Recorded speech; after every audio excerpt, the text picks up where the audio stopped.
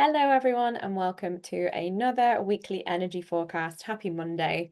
And in these energy forecasts, we have a little look at the energy of the astrology of the week. We have a look at the energy of the seasons, the energy of the moon phase, and how those energies all layer on top of each other to create our experience of the week.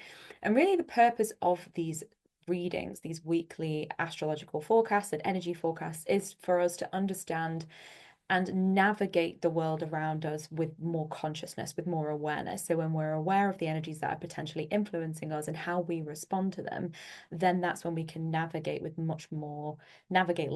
much more intentionality and purpose. So lots happening this week. I'm going to try and keep it short, so I'm not going to go in depth into a couple of these transits because I really want to get into the Saturn changing signs, and also I want to keep it short so Instagram doesn't tell me off and not let me to post the video again. So, this week things really speed up energetically. So there's a lot happening in the skies. We're heading into a shift into Gemini season now. So we're wrapping up Taurus season, and this week we're going to move into Gemini season. Now Taurus season is slow, steady, and consistent. Gemini season is fun, dynamic, charming, adaptable.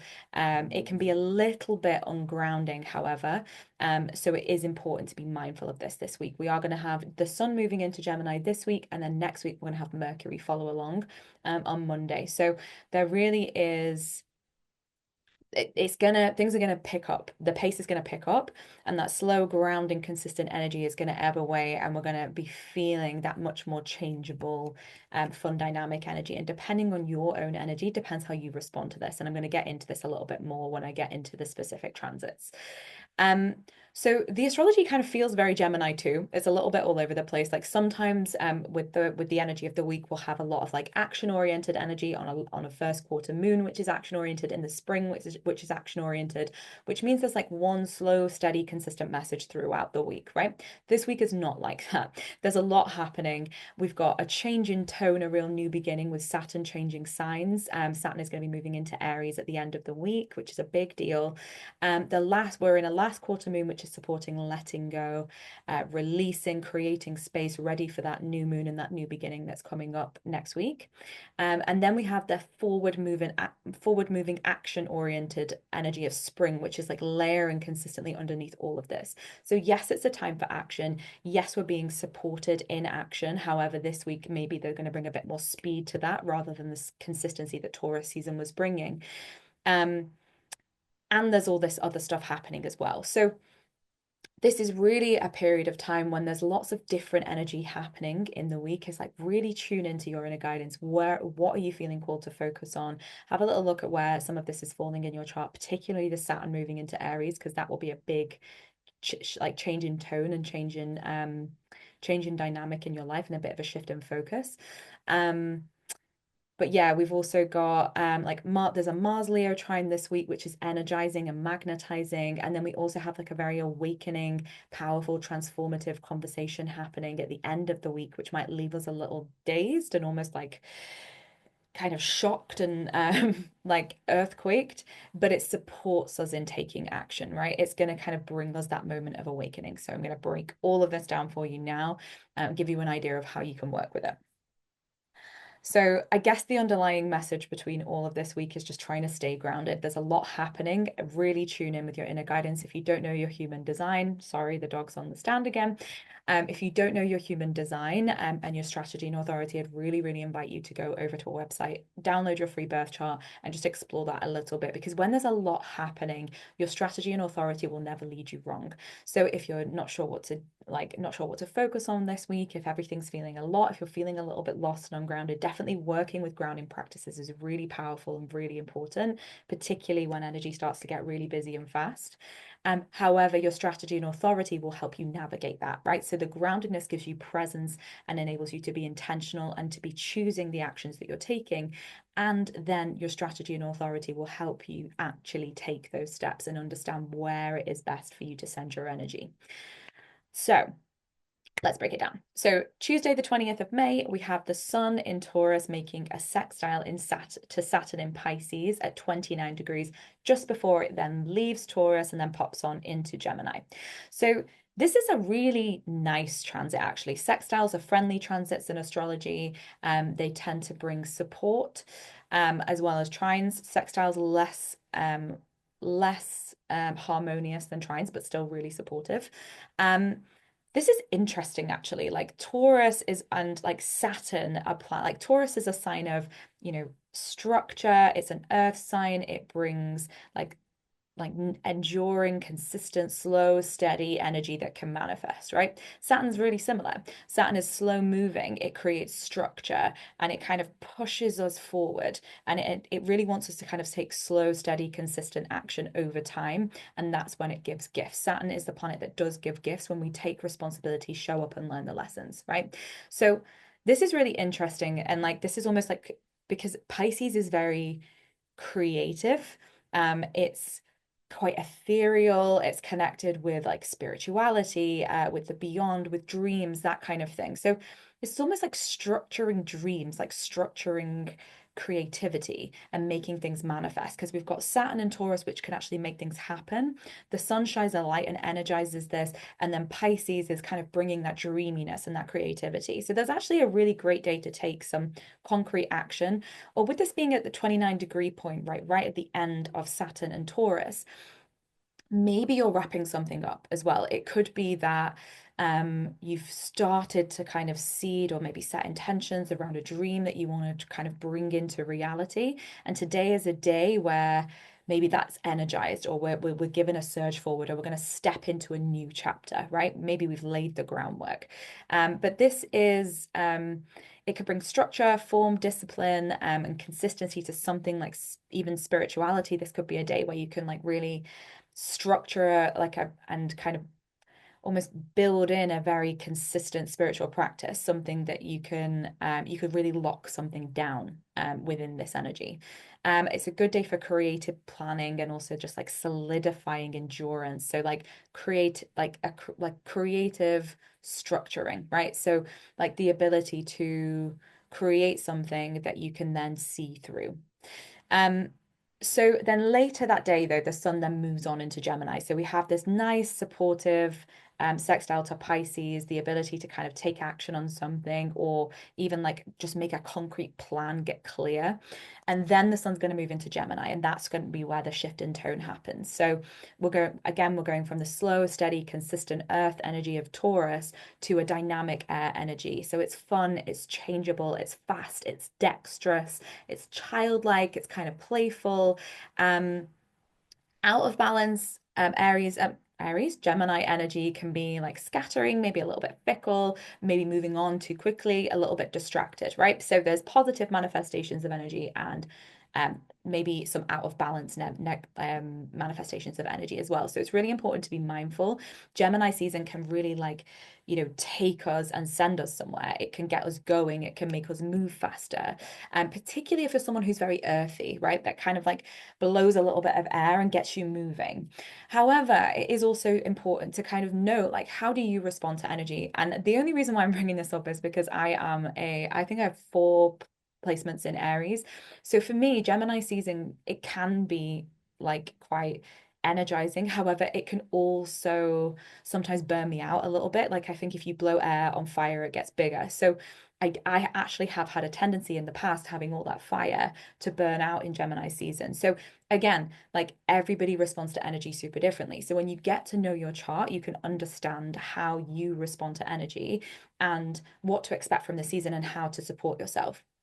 So I know for me in Gemini season, it's really important for me to stay grounded and not to overcommit because that air energy is kind of like it makes my fire bigger. It makes me feel like I can do more. And that is and maybe take on too much because like energy Gemini energy can be quite scattered and that's often what sets me in a cycle of burnout. So just being mindful of those things and the subtleties of energy can be so incredibly helpful just to inform how you navigate the next month, the next week, or whatever. So, da, da, da, da. Yeah, important to stay grounded. Like Gemini energy is very ungrounded. It's all over the place. It's quick, it's dynamic. It can do this and then it can change to this and it can do this thing, right? So while that's helpful and changeability and like that dynamic energy is super important, like Gemini people are incredible. They're super charming at like working a room. They can kind of talk to one person about fishing, another person about dancing. Like they can change and morph depending on who they're with. And that's not actually a bad thing. Like people often see like Gemini people to be a bit two-faced, but it's all about duality and they're actually meant to morph and change, and that's really good for them. So there is that changeability that comes with this energy. However, when we're not grounded, that's when we can be a bit lost at sea without an anchor and we can just kind of get swept up and blown away. And that's really what that like mutable air energy can do when it's out of balance. So um after a month that's kind of brought us this like supported this consistent action that's helped us move forward after all of those retrogrades at the beginning of the year when things weren't quite moving, this brings the speed and confidence to change course, right? This is going to kind of get us going. It's like we had that really supportive slow and steady energy to kind of ease us into a period of time where energy is moving forward, and now a Gemini is really going to pick up the speed. So this is really helpful actually, but it's just important to stay grounded. Okay, so then on Thursday, the 22nd of May, we have Venus in Aries trining Mars in Leo at 15 degrees. And I love this transit. This is like, so Venus is the planet of relationships, of pleasure, of love, of beauty, of magnetism. And this is trining the planet Mars, which is like the planet of action and drive, and passion as well. So with these both being in fire signs as well in Gemini season, like this is just a lot of energy. Again, like I do feel like air can sometimes make fire bigger, which is interesting. So I feel like the layering of these two, like it definitely implies speed. Mars is also speed. It's very dynamic, it's fun, it's fiery, it's direct, and it's magnetizing. And I think that's the key thing here. It's like Mars wants us to take bold action, particularly in Leo, and it wants us to be seen doing it, right? Venus is really bold in Aries too. It's like it's out there, it's a little bit different.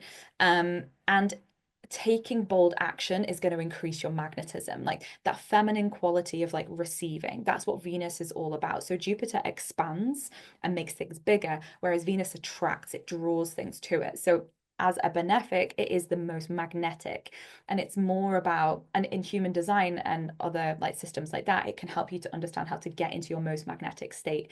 This transit today is going to make you more magnetic, particularly when you're taking bold action, right? So the action you take around Thursday, that is really going to support you in kind of bringing things to you that are going to support you on that journey. So just be mindful of that. If you're feeling a bit bold, a bit fiery, you're ready to go for it, there's energy supporting you on Thursday and like a day or two either side.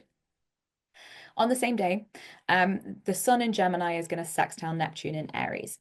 So this is creative mental energy. Like Gemini is quite mind oriented. Neptune is creative. This is almost like creative thinking, creative words, creative conversations. And again, Neptune in Aries is a little bit bold, even though there might be a lack of like exact clarity. So this isn't necessarily a day for clarity, but it is a day for creativity. It opens up a dialogue and illuminates whatever Neptune in Aries is about for you as well. So Neptune's just moved into Aries. It's going to be there for the next roughly 14 years or so.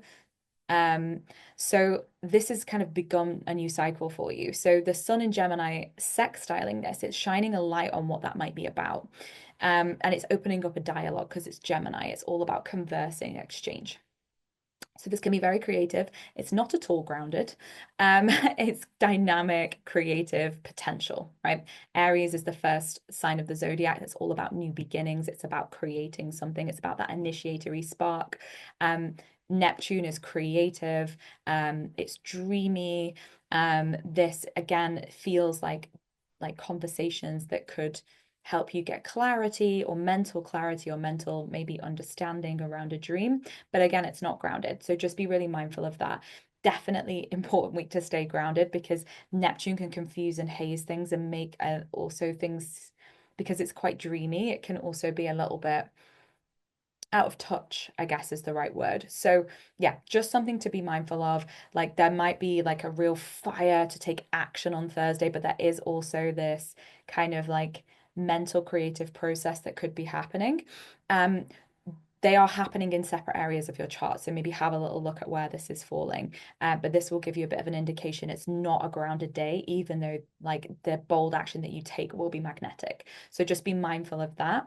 And not kind of like throwing yourself too hard down a path that you're only just starting to understand. Like give it time, let that Neptune kind of wear off a little bit before you actually like go all in. I hope that makes sense. But if anyone has any questions about that, drop that below, or send me a DM. And then on Friday, the 23rd of May, we have Mercury in Taurus sextiling the North Node at 25 degrees. So, and that's the North Node is in Pisces. So there's like a lot of like Taurus Pisces action happening this week, which is interesting. So again, the Mercury is the mind, how we form ideas and how we communicate those out into the world. The North Node is like we're kind of often being pushed to grow in a direction with the North Node, or not pushed to grow. It's kind of like an area of focus. We're kind of being pushed to focus on that and then leave the opposite behind, essentially. So this activates eclipse themes as well because the nodes are where eclipses happen. So sometimes like eclipses, like I've mentioned in the past, particularly when we've just finished eclipse season, I was talking a lot about eclipses being a little bit ungrounding, and they're kind of unstable energy. So I get this vibe from like any like North Node transits that are a little bit unstable, potentially, like a little bit jolting. They're not as unstable as an eclipse, nowhere near, but it's just that sense of like, oh, okay, I'm being pushed in this direction. Or it can be a bit unpredictable, is probably a better word to describe it. And then Mercury's then going to move on to be conjunct Uranus later in the week. So it feels like jolting conversations to wake you up to something. So the North Node wants you to kind of go on a certain path. The Mercury is the mind, how you form ideas and how you express those out into the world. So it feels like with the sextile, like we're kind of get clarity on where we're supposed to be heading. But it might be a little bit of a shock or a surprise or a sudden realization. It might be something that you're being called to pay attention to and grow into, and there may be a hunger there. But with the North Node, sometimes there's fear there as well because it's unfamiliar. So we're being pushed to grow into an area or an area of life or a part of life that we're kind of it's unfamiliar territory, it's new territory. So just be mindful of that. If there are fears that are coming up, we are being pushed to grow in that direction, and it's for a meaning and for a purpose. So if anything kind of comes up and you get clarity on what you want to do around Friday, going into the rest of the weekend, then that could be something that could be really good for you to act on. And just take note of any fears that might be coming up and stopping you from doing that. And then on Saturday, the 24th, we have the Sun in Gemini making a trine to Pluto in Aquarius at 3 degrees. So the Sun shines a light on things, Pluto transforms and it pulls things from the dark depths. So again, this is another kind of revealing, clarifying, potentially kind of cleansing energy. Like Pluto excavates, the Sun shines a light into the shadows of what Pluto is excavating. So again, it feels like a weekend of awakening and seeing things clearly. But these are sextiles and trines, right? So then they're inherently supportive. So it's not that this is going to be challenging and tough and frictiony, although it might feel a little bit uncomfortable and revealing and kind of a little bit maybe vulnerable, particularly with this Pluto transit. However, it's getting you on a path to something. It's going to get you to change something. It's going to get you to pay attention and grow in a certain direction. And then Sunday, the 25th of May, we have Mercury in Taurus conjunct Uranus in Taurus. So that is the conjunction that is happening. The two planets are coming together, and that's when we get a blending of energy. So again, this is awakening words. This is powerful awakening conversations. This can feel disruptive and ungrounding. Like Uranus disrupts, and Taurus is like the grounded, steady sign. So Uranus in Taurus is disruptive, and Mercury is going to come along and amplify that and help us. And sometimes kind of like Mercury is the planet of communication, again, the planet of the mind, how we form ideas, how we express those out into the world. So that could be a difficult conversation. It could be a conversation that suddenly just like jolts you awake to something. So there's a lot of this awakeningness that is happening Friday, Saturday, Sunday, that's going to kind of give us a moment of realization. But that's kind of nice, like leading into that new moon. Like this is a week for clarity, right? This is a week for noticing things, particularly at the end of the week. And then we're going to lead into a new moon where we set some new intentions. So this is good. Notice what needs to go, because that waning moon this week will really help you with that.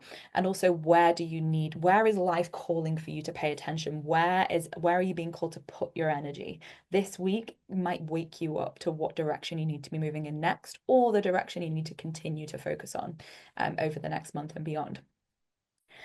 And then finally, I've rushed through all of that to get to this because it's a big deal. Saturn moves into Aries on Sunday as well.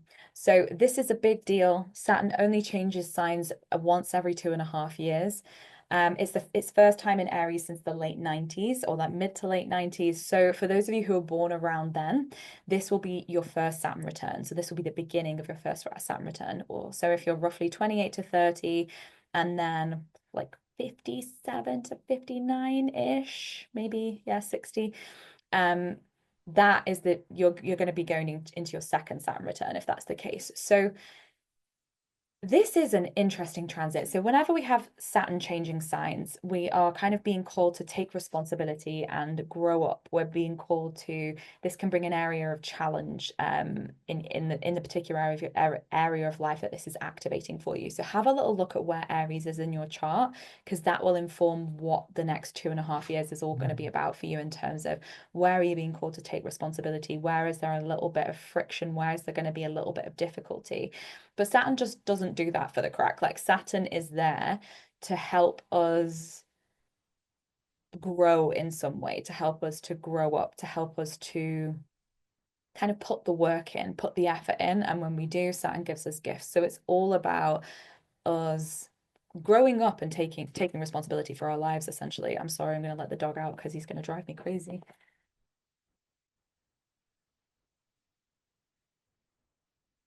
So, yeah, this is going to be like relevant for all of us. So have a little look at where this falls in your chart at the house placement. So for example, mine Saturn has been in Pisces for the last like 2.5 to 3 years. For me, that's my third house, and it's going to be moving into my fourth house of home, of parents, of family. So the third house transit is interesting. It can activate your chart in different ways. It doesn't always necessarily mean it's going to bring an area of challenge for you personally. It can also be like, depending on what that area of your chart represents, it can be also people in your life. So for me, my Saturn third house transit, the third house represents the local area, cousins, aunties, uncles, siblings. It represents like familiarity, people in your life that are just there and they're just a part of your everyday life. It represents your day-to-day life.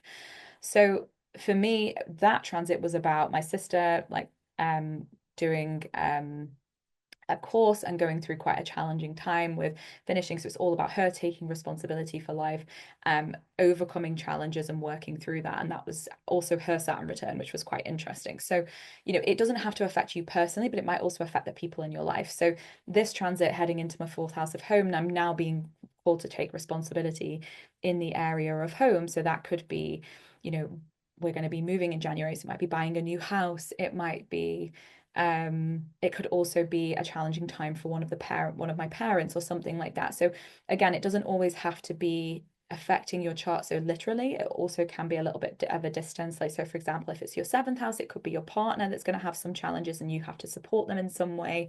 So it's all about some form of responsibility and support and structure. That's what Saturn really wants to bring, and it can manifest in a lot of different ways. So be really mindful, because if an area of life is bringing challenge, it's because it wants us to focus on it. It wants us to show up in that area, take responsibility, learn the lessons. And that's when we create more flow in life. And that's when we're not at a resistance of Saturn. Because if we get into that kind of victim mentality with Saturn does not have time for that. And that's when we can really experience a lot more difficulty in the challenge. Whereas when we understand what it's teaching us and take responsibility, that's when we create a lot more ease and flow with these transits, which is what, having awareness of astrology is all about. So also, if you have Saturn in any cardinal signs, so if you have Saturn in Aries, Saturn in Libra, Saturn in Cancer or Capricorn, then you're going to be going through your first Saturn square, your waxing Saturn square, or your Saturn opposition. So again, this might activate a few themes of your Saturn return. It might bring a little bit of challenge. It's never as intense as your Saturn return, but your Saturn, we have Saturn cycles that happen once every 30 years. And then every 7 years, we'll have an incremental phase of that journey. So it's almost like having a new moon when your Saturn return is exact. Then we have a first quarter moon, then we have a full moon, and then we have the waxing, the last quarter moon. So when you're in your first square, that's when we get a real clarity of what this Saturn cycle is all about. Then the full moon, that's where it kind of comes to a culmination. And then with the last waxing square, that's when things start to wane. So definitely something to be mindful of. If you do have Saturn in the cardinal signs, that you might feel this a little bit with Saturn being in Aries and throughout Saturn's transit in Aries. Saturn is in its fall in Aries. Saturn plays the long-term game. It like slow, steady, consistent action. Aries wants to go all in, and before it's even thought things through, it just wants to live on the edge, take risks, just do it, don't think about it. And also Aries can kind of start things and then not always finish them, whereas Saturn's about the long game and the slow, steady consistency, the strong foundation. So this whole transit for us, depending on where this falls in your chart, is all about balancing those two things. So you're transitioning into a period of potential challenge in this area of life, and it's all about, okay, how can I like lay a strong foundation, take responsibility while also actually being active and taking action in this, but not going too far, right? Not pushing too far, not burning out, or not being fearful as well. Like the lack of Aries energy can be not having the courage to actually take the action, right? So Saturn in Aries, it has courage to do, it has courage to start things, and then the Saturn will give it the consistency. So in balance, this is really brilliant energy. It's helpful because the Aries will start it, the Saturn will see it through. So it's like this brings courage to actually start and build the strong foundation. However, if we're acting without thinking, if we're going too fast, then Saturn can't provide the structure, right? So it's balancing the two things. And this really depends where it falls in your chart and how this will affect you more personally. But if it's your Saturn return, if it's your first Saturn return, then definitely start to do a bit of reading around Saturn returns, start to understand them. It's so incredibly validating and helpful when you understand where your Saturn return is happening. Definitely book a reading if you want to go deeper, because it can be really helpful. It can activate multiple areas of your chart, not just the house placement that it's in. So if you do want to book a reading with me, or even just drop me a voice note on Instagram, send me a message if you've got any questions about it, because there's a lot of fear around Saturn returns and there really doesn't need to be. It's just a period of time where we're being called to step up, take responsibility, grow up. And when we do, when we take that responsibility, then that's when Saturn gives us gifts. That's when we can really kind of, it's really kind of the transition into adulthood, the official final transition into adulthood. Sorry, the dog.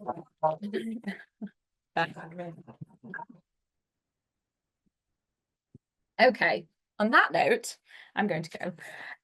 So members, this week, we have some really, really grounding practices, continuing to work with that belt and bridge flow, because this is such an ungrounding week. It's going to be super important. And also the bridge flow is really going to support you in navigating this based on how you feel and your own unique relationship to life. So these practices are even more important this week. So please lean on them. Please pay attention to them. I also have popped in there one of our transits, which is all about transitions. So it's a grounding practice which kind of gives you an energy reset and helps you to really like kind of align your energy with a change, which is because we've shifted seasons. That could be a really helpful practice to kind of catch you up, particularly if the transition into Gemini season has sent you a little bit all over the place.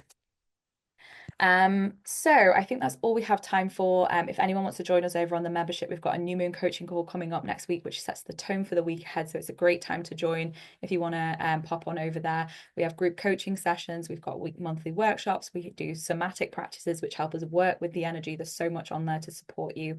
I would love to have you over there along with my business partner, Leanne. So I hope you all have a wonderful week, and I'll speak to you all again very soon. Sorry for the chaos of the dog.